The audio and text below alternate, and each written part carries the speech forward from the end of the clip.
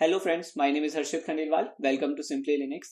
आज के वीडियो में हम बात करने वाले हैं कुछ ऐसे स्पेशल सिंबल्स के बारे में जो आपका काम कमांड लाइन के ऊपर काफी आसान बना सकता है।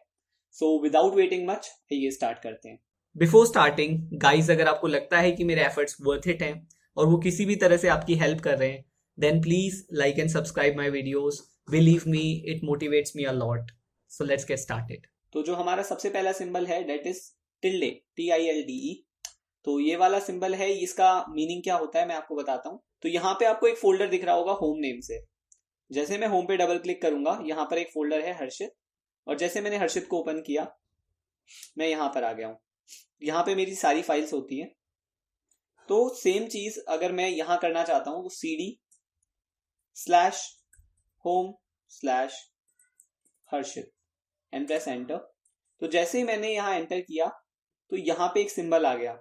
तो एक्चुअली में ये सिंबल और कुछ नहीं है, ये सिंबल इसका ही शॉर्ट फॉर्म है, /home। तो जो आपकी होम डायरेक्टरी है उसका शॉर्ट सिंबल है TILDE, टिल्डे। अगला जो सिंबल है उसकी जो हम बात करने वाले हैं वो है डबल डॉट। तो ये कैसे काम करता है, मैं वापस आपको अपनी रूट डायरेक्टरी में ले जाता हूँ। तो आप फॉर एग्जाम्पल, हमें अभी DEV फाइल के अंदर है, देन कैर के अंदर है।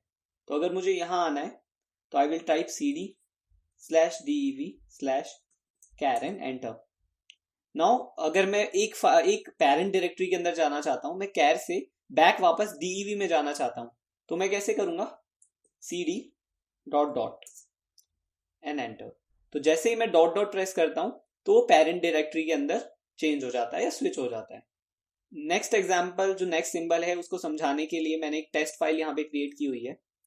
तो मैं वापस यहाँ से अपने टेस्ट फाइल के अंदर आ जाता हूँ। तो CD/टेस्ट एंड एंटर। तो मैं यहाँ पर अपनी होम डायरेक्टरी के अंदर जो टेस्ट फाइल मैंने क्रिएट की है, मैं उसके अंदर आ गया हूँ। अब गाइस, कई बार क्या होता है कि हमें केवल वो फाइल्स फाइंड आउट करनी होती है जिनका एक स्पेसिफिक पैटर्न हो। जैसे यहाँ पर बहुत सारी फाइल्स हैं जो B से स्टार्ट होती हैं, और अगर मैं यहाँ पे ls कमांड टाइप करता हूँ तो यहाँ पे सारी लिस्ट हो जाती हैं। बट मैं चाहता हूँ केवल वो फाइल्स लिस्ट हो जो स्टार्ट B से होती हैं, बीच में कोई सा भी सिंबल होता है, और एंड N से होनी चाहिए। तो अब अगर मैं ऐसे लिस्ट करना चाहता हूं तो वो मैं कैसे करूंगा, उसके लिए एक सिंबल आता है, उसको कहते हैं सिंगल कैरेक्टर वाइल्ड कार्ड। तो ये कैसा दिखता है, ये क्वेश्चन मार्क जैसा दिखता है। तो फॉर एग्जांपल, अगर मुझे LSB एंड यहाँ पे क्वेश्चन मार्क एंड N, तो इससे क्या होगा, वो सारी फाइल्स लिस्ट डाउन हो जाएंगी जो स्टार्ट B से होती है और एंड N से होती है। ओके, एक और एग्जाम्पल देखते हैं। मान लीजिए मैं ऐसी फाइल, केवल ऐसी फाइल्स लिस्ट डाउन करना चाहता हूँ जो 3 वर्ड्स की हैं और B से स्टार्ट होती हैं। तो LSB question mark and then press enter. तो जैसे ही मैंने ऐसा किया तो 3 वर्ड्स की जितनी भी फाइल्स हैं वो सारी यहाँ लिस्ट डाउन हो गई हैं। नेक्स्ट अब हम बात करते हैं character sequence wild card. For example, हम चाहते हैं कि स्टार्ट तो B से हो पर एंड कितने भी वर्ड्स पे हो सकती है। उसके लिए मैं यूज करूंगा कैरेक्टर सीक्वेंस वाइल्ड कार्ड। तो कैसे यूज करूंगा, LSB एंड स्टार के बाद जितने भी कैरेक्टर्स हो कोई फर्क नहीं पड़ता, तो एंटर। तो जितनी भी फाइल्स यहाँ पर B से स्टार्ट होती हैं वो लिस्ट डाउन हो गई है। अब यहाँ पे एक और टाइप का सिंबल होता है, that is character set wild card.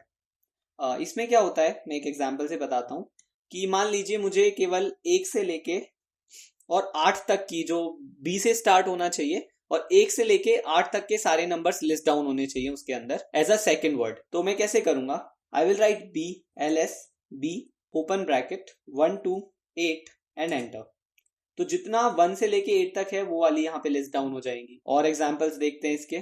For example, अब मैं चाहता हूं कि जो मैं लिस्ट डाउन करना चाहता हूं वो B से स्टार्ट हो, और मिडिल का जो उसका कैरेक्टर है वो A से लेके N तक ही होने चाहिए, और लास्ट वर्ड कुछ भी हो सकता है। तो वो मैं कैसे करूंगा, LSB open braces A to N close and question mark. तो जितने भी ऐसी वाली पैटर्न की जितनी भी फाइल्स हैं वो यहाँ पे लिस्ट डाउन हो गई है। तो आपको समझ आ गया होगा कि कैरेक्टर सेट वाइल्ड कार्ड हम कैसे यूज करते हैं।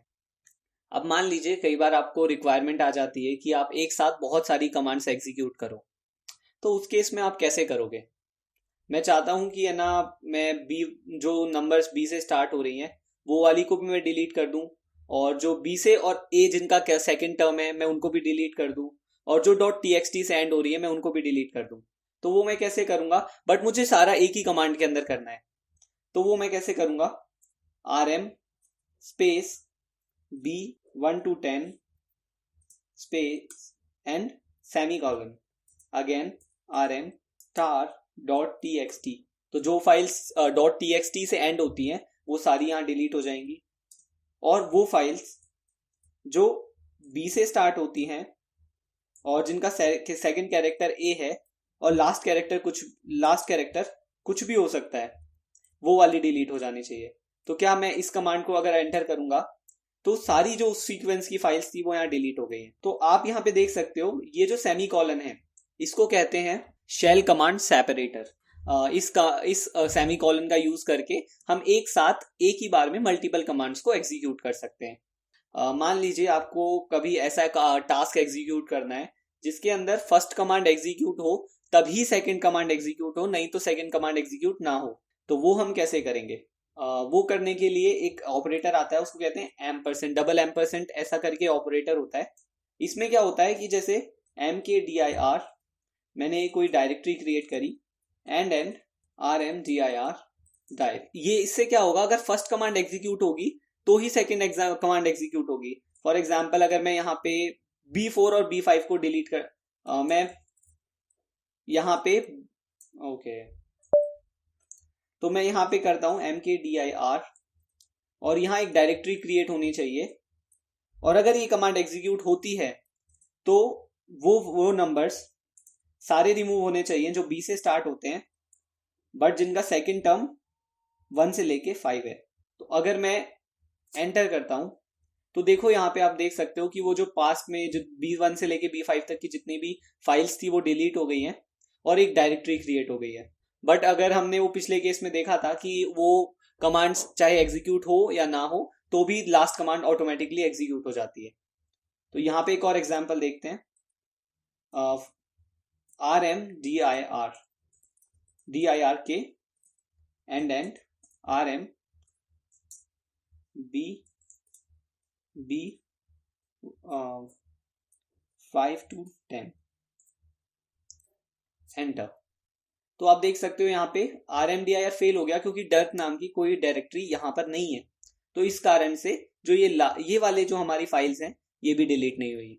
जो लास्ट सिंबल की हम अब बात करने वाले हैं, लास्ट सिंबल है, इस सिंबल का नाम है बैकग्राउंड प्रोसेस।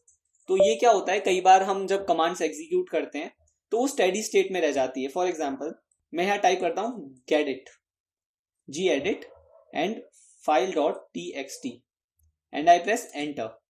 जैसे मैंने एंटर किया ये कमांड एग्जीक्यूट हो गई और हमारा जो gedit जो कि हमारा एक टेक्स्ट एडिटर है वो ओपन हो गया। मैंने इसको मिनिमाइज किया बट यहाँ पे अभी कर्सर ब्लिंक कर रहा है, मैं अब इसमें कोई कमांड टाइप नहीं कर सकता हूँ, और अगर मैं टाइप करता भी हूँ तो वो कमांड एग्जीक्यूट नहीं होगी। तो इस सिचुएशन को अवॉइड करने के लिए कि अब ये टेक्स्ट एडिटर जब तक मैं क्लोज नहीं करूंगा यहाँ पे तब तक वो कमांड एग्जीक्यूट नहीं होगी। तो अब क्या होगा, अब इसके लिए मेरे को क्या करना चाहिए, इसके लिए एक कमांड आती है gedit file1.txt एंड जैसे मैं ऐसा करूंगा एंड एंटर प्रेस करूंगा तो मेरा फाइल यहाँ पे 1 क्रिएट हो गई, फाइल 1 ओपन भी हो गया, बट ये यहाँ पे कर्सर अब मैं कमांड्स यहाँ पे रन कर सकता हूँ।